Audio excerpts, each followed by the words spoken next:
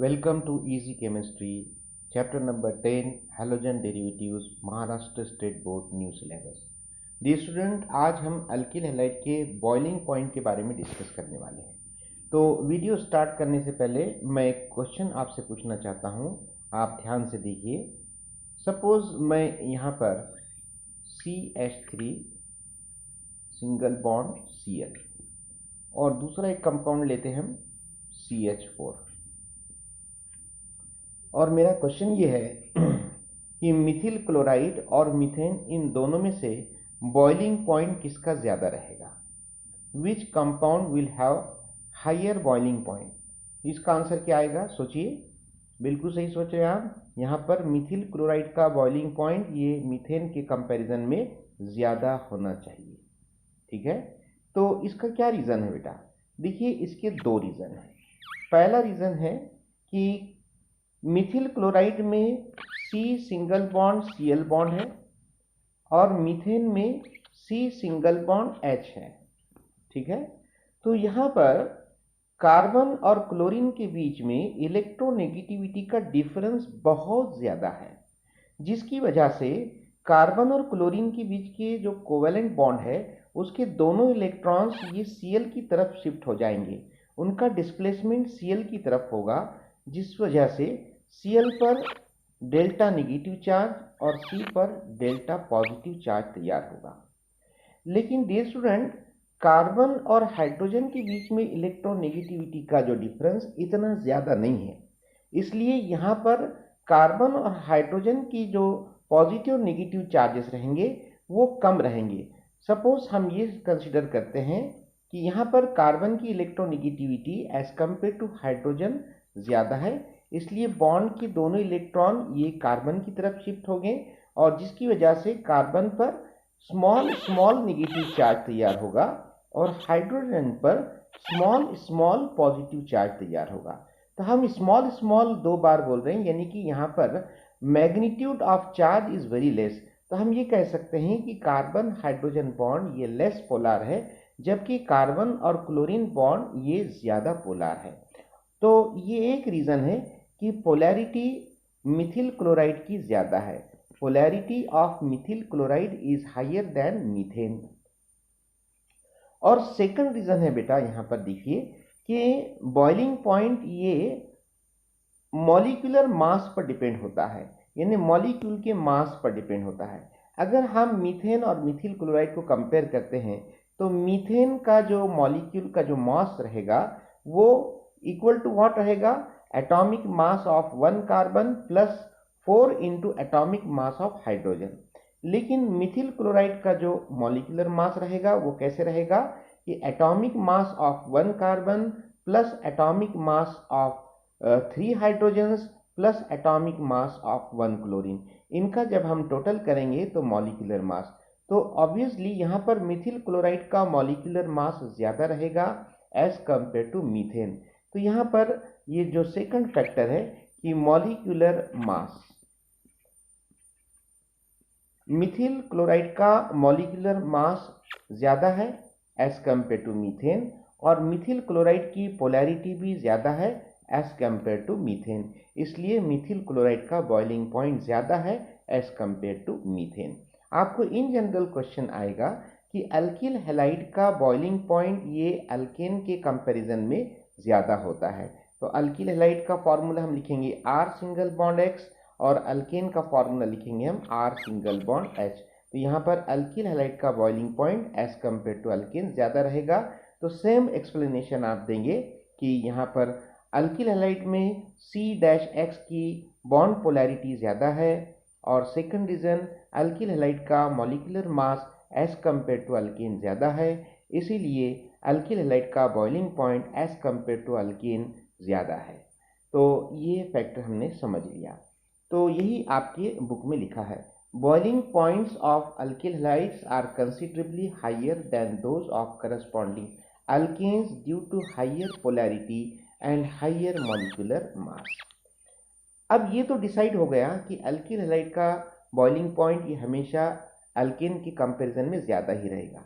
लेकिन अब हमको अगला क्वेश्चन ये देखना है, सपोज मैं यहाँ पर हमारी स्टडी के लिए मिथिल फ्लोराइड, उसके बाद मिथिल क्लोराइड, मिथिल ब्रोमाइड और मिथिल आयोडाइड। अब ये सब अल्किल हैलाइड है, इनकी हमको कंपैरेटिव स्टडी करना है कि किसका बॉइलिंग पॉइंट सबसे ज़्यादा रहेगा और किसका बॉइलिंग पॉइंट सबसे कम रहेगा। तो क्या आप गेस कर सकते हैं? बिल्कुल सही सोच रहे हैं आप। यहाँ पर मिथिल आयोडाइड का बॉइलिंग पॉइंट सबसे ज़्यादा रहेगा, ठीक है, और सबसे कम बॉइलिंग पॉइंट मिथिल फ्लोराइड का रहेगा। तो इसका ऑर्डर इस तरह से रहेगा, मिथिल आयोडाइड का बॉइलिंग पॉइंट सबसे ज़्यादा और मिथिल फ्लोराइड का बॉइलिंग पॉइंट सबसे कम, ठीक है। तो इसका क्या रीज़न है? पहला रीज़न यही रहेगा कि यहाँ पर फ्लोरीन, क्लोरीन, ब्रोमीन और आयोडीन, इनको आप देखिए कि फ्लोरीन से आयोडीन तक एटॉमिक मास क्या हो रहा है? बढ़ रहा है, बिल्कुल सही है। और जब हैलोजन का एटॉमिक मास बढ़ेगा तो टोटल मॉलिक्यूल का मॉलिक्यूलर मास भी बढ़ेगा। यहाँ पर मिथिल फ्लोराइड का मॉलिक्यूलर मास कम है जबकि मिथिल आयोडाइड का मॉलिक्यूलर मास ज़्यादा है। इसके लिए जिम्मेदार कौन है? आयोडीन जिम्मेदार है, ठीक है। तो यहाँ पर यही ऑर्डर रहेगा कि मॉलिक्यूलर मास जो है ये फ्रॉम मिथिल फ्लोराइड से मिथिल आयोडाइड तक बढ़ता जा रहा है। सबसे ज़्यादा मॉलिक्यूलर मास मिथिल आयोडाइड का है, सबसे कम मॉलिक्यूलर मास मिथिल फ्लोराइड का है। तो पहला रीज़न ये है कि मॉलिक्यूलर मास मिथिल आयोडाइड का ज़्यादा है, इसलिए उसका बॉइलिंग पॉइंट ज़्यादा है। मिथिल फ्लोराइड का मॉलिक्यूलर मास कम है, इसलिए उसका बॉइलिंग पॉइंट कम है। लेकिन सेकंड फैक्टर भी बहुत इंपॉर्टेंट है बेटा यहाँ पर। वो क्या फैक्टर है कि यहाँ पर साइज भी हमको देखना है, साइज ऑफ हैलोजन एटम। यहाँ पर देखिए मिथिल ग्रुप का साइज तो सेम रहेगा क्योंकि मिथिल ग्रुप कांस्टेंट है चारों कंपाउंड्स में। तो यहाँ पर चेंज क्या हो रहा है? Fluorine, chlorine, bromine, iodine. तो एटॉमिक साइज ये क्या होते जा रहा है? फ्रॉम फ्लोरीन टू आयोडीन बढ़ता जा रहा है। तो जब एटॉमिक साइज बढ़ेगा तो यहाँ पर वंडरवॉल फोर्स ऑफ अट्रैक्शन बढ़ता जाएगा। अब वंडरवॉल फोर्स ऑफ अट्रैक्शन क्या होता है कि जब मॉलिक्यूल ये छोटा होता है तो इस तरह से समझ लीजिए कि वेसल में बहुत सारे अल्किल हैलाइड के मॉलिक्यूल है। मैं अगले पेज पे लेता हूँ इसको, देखिए यहाँ पर ये दो मॉलिक्यूल्स है और सपोज ये दो मॉलिक्यूल्स किसके हैं? मिथिल फ्लोराइड के हैं। और एग्जाम्पल देखेंगे कि ये दो मॉलिक्यूल्स है और ये किसके हैं? मिथिल आयोडाइड के दो मॉलिक्यूल्स है। तो बेटा यहाँ पर देखिए जो मॉलिक्यूल का साइज है ये ज़्यादा हो गया, इसके लिए जिम्मेदार कौन है? आयोडीन। और यहाँ मिथिल फ्लोराइड में मॉलिक्यूल का साइज कम है, इसके लिए जिम्मेदार कौन है? फ्लोरीन, क्योंकि फ्लोरीन का एटॉमिक साइज कम है, आयोडीन का एटॉमिक साइज ज़्यादा है। तो बेटा यहाँ पर जब एटॉमिक मॉलिक्यूलर साइज जो रहेगा कम रहेगा तो इनके बीच जो वैंडरवॉल फोर्स ऑफ अट्रैक्शन है वो कम रहेगा। और यहाँ पर जब साइज ज़्यादा है तो यहाँ पर वैंडरवॉल फोर्स ऑफ अट्रैक्शन ज़्यादा रहेगा, क्योंकि वैंडरवॉल फोर्स ऑफ अट्रैक्शन ये सरफेस एरिया पर डिपेंड होता है। यहाँ पर देखिए एक बड़ा एरिया एक दूसरे को टच कर रहा है तो यहाँ पर फोर्स ऑफ अट्रैक्शन ज़्यादा है, ये हिस्से को आप देखिए। और यहाँ पर देखिए ये सरफेस एरिया कम है इसलिए फोर्स ऑफ अट्रैक्शन कम है।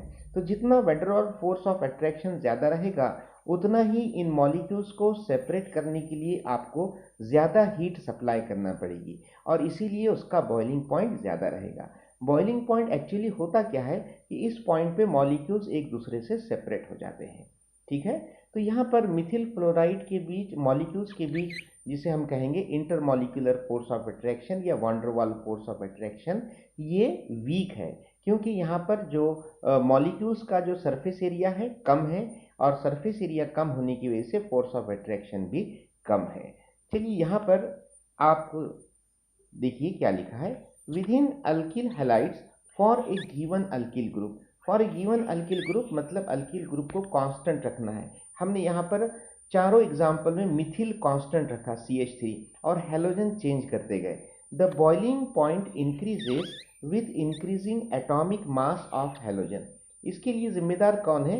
हैलोजन का एटॉमिक मास बढ़ते जा रहा है फ्रॉम फ्लोरीन टू आयोडीन और इसकी वजह से मॉलिक्यूलर मास भी बढ़ रहा है। Because magnitude of van der Waals force increases with increase in size and mass of halogen।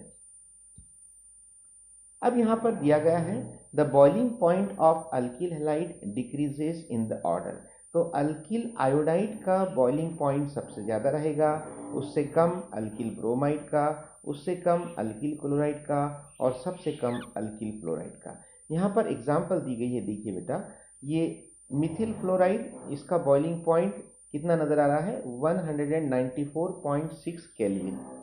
Mithil chloride का बॉइलिंग पॉइंट 248.8 केल्विन, ज्यादा है, मतलब as compare to methyl fluoride बढ़ गया।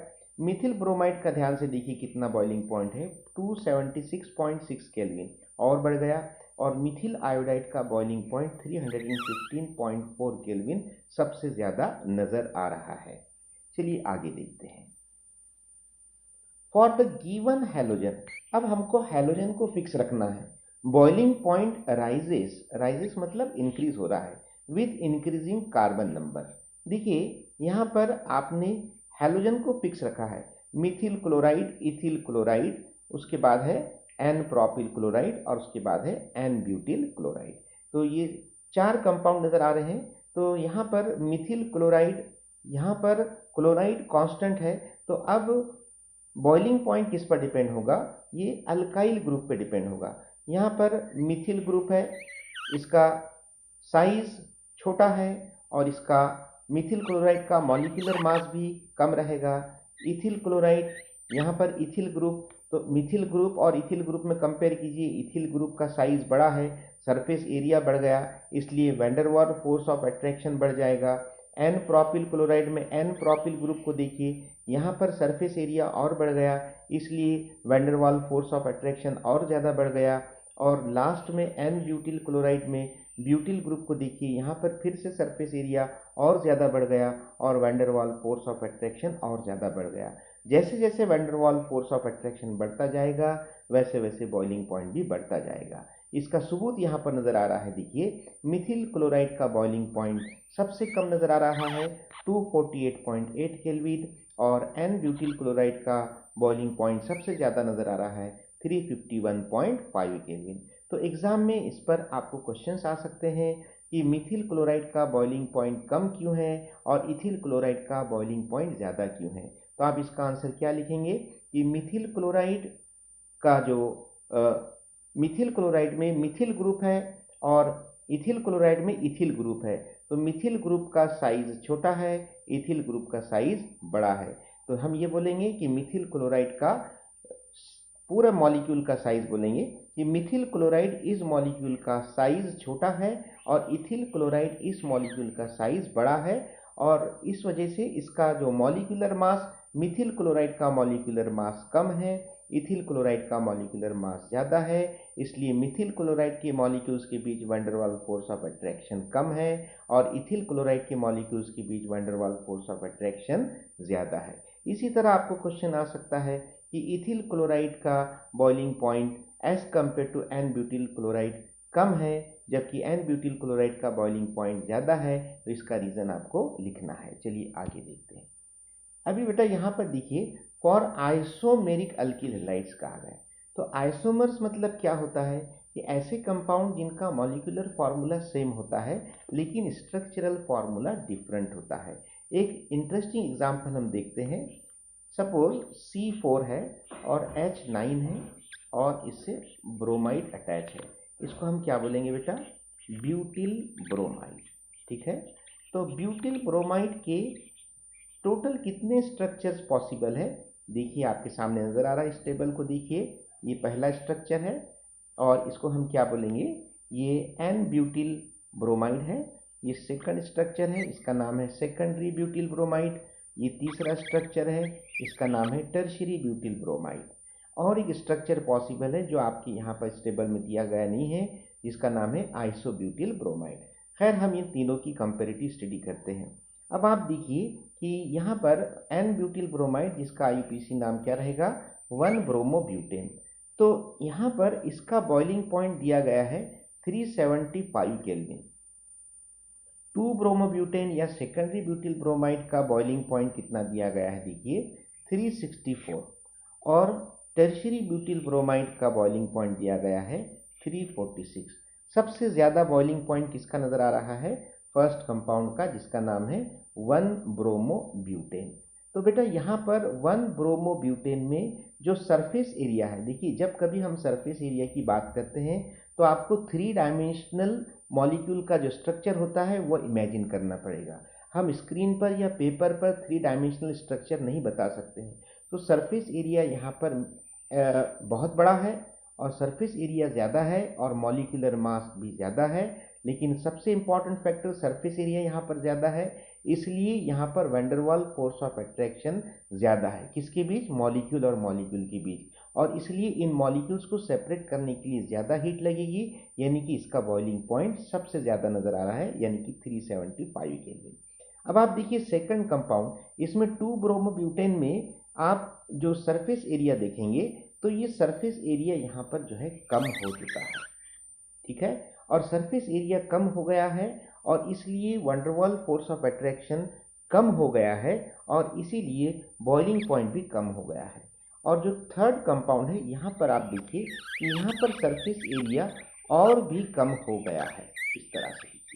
तो सरफेस एरिया जब कम होगा तो van der Waals force of attraction और भी कम हो गया और बॉइलिंग पॉइंट और भी कम हो गया, यानी 346 केल्विन।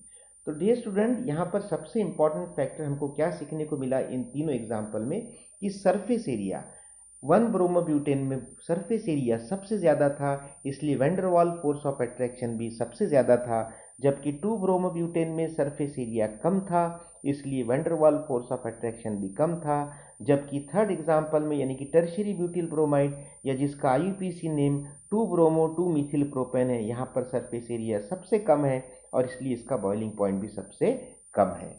तो मैं उम्मीद करता हूँ कि आपको आज का लेक्चर समझ में आया होगा। अगर समझ में आया है तो कमेंट ज़रूर कीजिए, इस वीडियो को ज़्यादा से ज़्यादा शेयर कीजिए, लाइक कीजिए और इस चैनल को सब्सक्राइब करना मत भूलिए। मिलते हैं हम एक नए वीडियो के साथ, तब तक के लिए गुड बाय।